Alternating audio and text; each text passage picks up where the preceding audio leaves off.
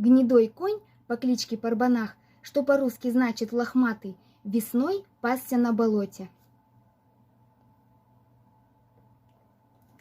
Неуклюжими прыжками преодолел Парбанах речку, а где вышел из нее, там берег оказался топким. Тяжелый конь прыг-прыг и свалился в грязь. Без помощи со стороны не встать ему. И тут, откуда ни возьмись, волк! Удача, удача, радуется волк, чавкая зубами и приближаясь к Парбанаху. Вот я тебя сейчас загрызу, обещает ему.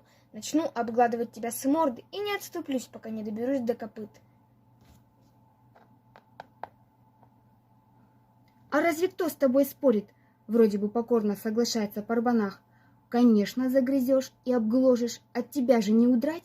Видишь, лежу, даже не ворочаюсь, но ты меня сперва из грязи вытяни, как с грязью есть станешь. Покрутился волк, соглашается. Ладно, пожалуй, вытяну.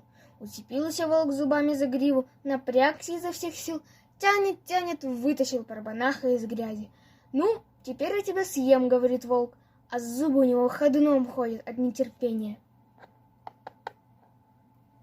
Да съешь, поддакивает ему Парбанах, я не спорю, но не станешь же ты есть меня с грязью. Так и быть, опять соглашается волк. Смою. Набрал он в пасть воды из речки и снова к Парбанаху. У того копыта и щиколотки задних ног, особенно уложенные в грязи. К ним тянет волк морду, обмыть хочет. А Парбанах одну ногу поджал, да как легнет волка копытом прямо в лоб. У волка и череп треснул. Свалился волк замертво.